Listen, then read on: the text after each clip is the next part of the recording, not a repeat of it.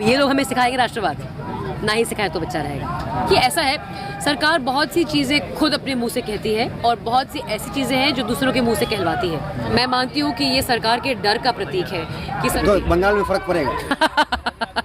अब जो किसान आंदोलन की है, आज हमने यहाँ पर एक लीगल सेल की स्थापना की है। उसको मुझे लगा कि मेरा ये कर्तव्य बनता है एक फौजी की बेटी होने के नाते, एक किसान की बेटी होने के नाते, कि मुझे अगर कांग्रेस में इतना दम होता तो सरकार ना बना लेती। वो इतना दम ही नहीं है क्योंकि विपक्ष की पार्टियों ने कुछ किया नहीं, इसलिए तो सरकार का सामना करने के लिए किसान को आंदोलन करना पड़ा।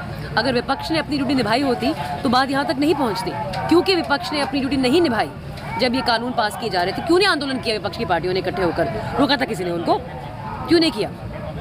जो दूसरे लोगों पर नाम लगाते हैं चुनाव जीवी, वो चुनाव के लिए जीते हैं, चुनाव के लिए ही जीते हैं।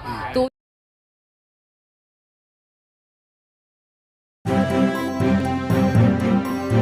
मीडिया वॉइस, आपकी आवाज।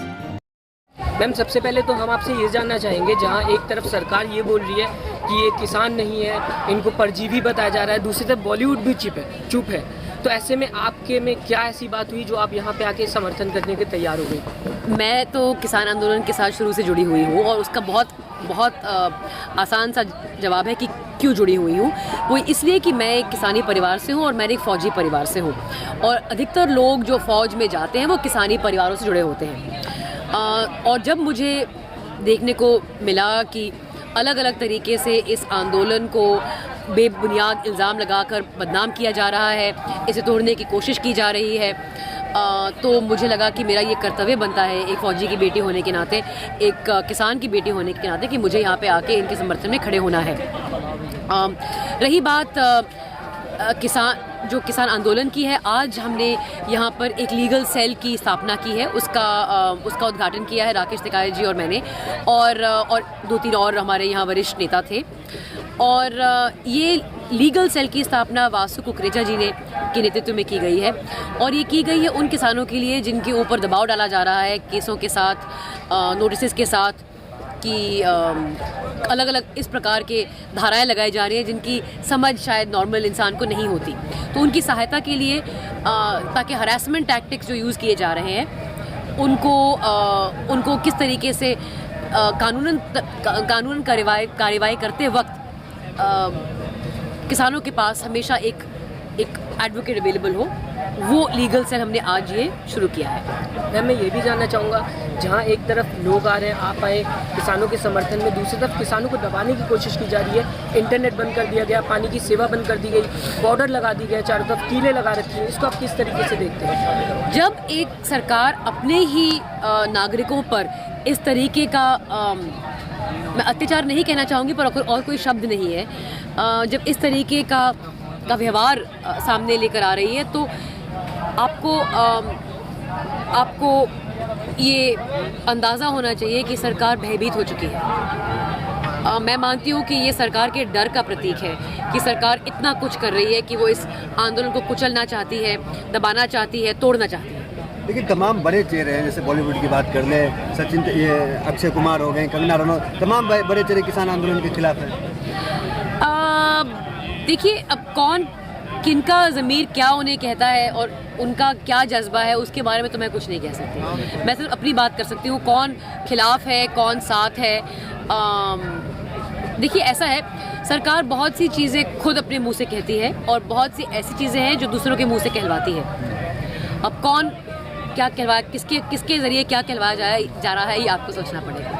नहीं, अगर टुकड़े टुकड़े गैंग कहा जाता है, उग्रवादी कहा जाता है, आतंकवादी का, खासकर कंगना रनौत, आप भी उस इंडस्ट्री से आती है, तो आपको नहीं लगता कि इन चीज़ों से बचना चाहिए फिल्म इंडस्ट्री के लोगों को? देखिए, हर व्यक्ति के ऊपर उनकी जो अंदर की आवाज़ है, जब वो दब जाती है और जब वो उनको लगता है कि उन्हें एक अलग तरीके से शायद अपने आप को पेश करना है किसी भी कारण से, तो फिर वो सब करते हैं। मतलब, और कहने के लिए, मतलब ऐसे लोगों पर क्या कहा जाए, मेरे पास कुछ कहने को नहीं है। ऐसे आपके पास शब्द नहीं है, लेकिन वो झांसी की रानी कही जाती है, तो फिर आप क्या हैं? अगर झांसी की रानी तो बुलेट की रानी से खुश है। बुलेट की रानी से खुश है, बस। अच्छा, बुलेट की रानी जी, तो रानी भी नहीं है, बस बुलेट है। हाँ, बस। तो भारी कौन पड़ेगा?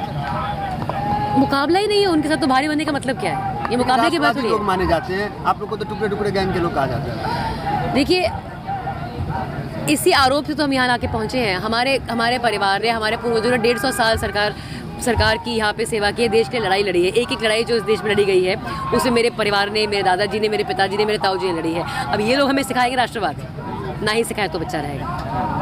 मैम इससे पहले जैसे भी आंदोलन हुआ है उसमें कहीं ना कहीं लास्ट लोगों सवाल के है, ऊपर- मैम इससे पहले भी आंदोलन हुआ है, लोगों के ऊपर हमेशा कार्रवाई हो जाती है, कहीं ना कहीं उनके ऊपर NSA लगा दिया जाता है। क्या लगता है कि जैसे आप लोग आगे आ रहे हैं तो सरकार इस पर भी तो दबाव बना सकती है? तो मालूम पड़ेगा जब दबाव आएगा। फिलहाल तो नहीं आया है। और मैं एक लेवल पर हमारे संविधान में, हमारे न्यायालय में और हमारी सरकार की निरपक्षता में मैं विश्वास रखती हूँ कि वो अपनी एजेंसीज का नाजायज़ फ़ायदा नहीं उठाएगी उन लोगों को हरास करने का जिन्होंने कुछ गलत काम किया ही नहीं है।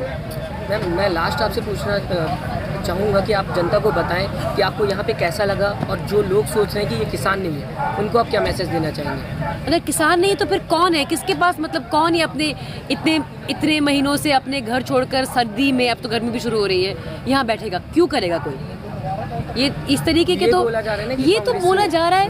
अगर कांग्रेस में इतना दम होता तो सरकार ना बना लेती। वो इतना दम ही नहीं है क्योंकि विपक्ष की पार्टियों ने कुछ किया नहीं, इसलिए तो सरकार का सामना करने के लिए किसान को आंदोलन करना पड़ा। अगर विपक्ष ने अपनी ड्यूटी निभाई होती तो बात यहाँ तक नहीं पहुँचती। क्योंकि विपक्ष ने अपनी ड्यूटी नहीं निभाई, जब ये कानून पास किए जा रहे थे, क्यों नहीं आंदोलन किया विपक्ष की पार्टियों ने इकट्ठे होकर? रोका था किसी ने उनको? क्यों नहीं किया? काम तो उनका है ना ये। मैम विपक्ष तो खत्म हो चुकी है ना, इस हिसाब से देखा जाए अगर। नहीं, पर आंदोलन तो कर सकती है ना, सड़कों पे तो उतर सकती है ना। क्यों नहीं किया? उनके तौर पे गलत है क्योंकि उनकी बेस नहीं है कोई पंजाब में। पर ये बात ज़रूर है कि सभी किसानी इलाकों में बहुत आक्रोश है इस सरकार के तो प्रति। बंगाल में फर्क पड़ेगा? अब देखिए, एक नाम हमारे पास भी है इन लोगों के लिए जो दूसरे लोगों पर नाम लगाते हैं, चुनाव जीवी। वो चुनाव के लिए जीते हैं, चुनाव के लिए ही जीते हैं, तो उनको सिर्फ चुनाव लड़ने हैं और चुनाव जीतने हैं। तो उसका सवाल तो चुनाव जीवी ही देंगे। हम उसका मतलब इस सवाल का जवाब नहीं दे तो सकते। आंदोलन जीवी जिस तरीके से किसानों को कहा जा रहा है, इससे क्या प्राउड महसूस कर रहे हैं कि प्रधानमंत्री ने आंदोलन जीवी शब्द कहा? देखिए, क्योंकि उनके नेता तो आतंकवादी कह रहे हैं ना। प्रधानमंत्री जी तो खुद आंदोलन जीवी रह चुके हैं। अच्छा आंदोलन किया उन्होंने, मतलब इमरजेंसी के दौरान। अच्छा। और हमारे देश की तो स्थापना आंदोलन से हुई है। तो क्या महात्मा गांधी भी आंदोलन जीवी हैं? और अगर हैं तो फिर हम बहुत गौरव से कहेंगे कि हम भी आंदोलन जीवी हैं। तो आंदोलन तो स्मृति ईरानी, बाबा रामदेव तमाम लोग करते, तो ऐसे में उनका आंदोलन आपके आंदोलन में फर्क क्या है किसानों का? क्योंकि आपका कुत्ता टॉमी, हमारा कुत्ता। चलिए। मीडिया वॉइस आपकी आवाज।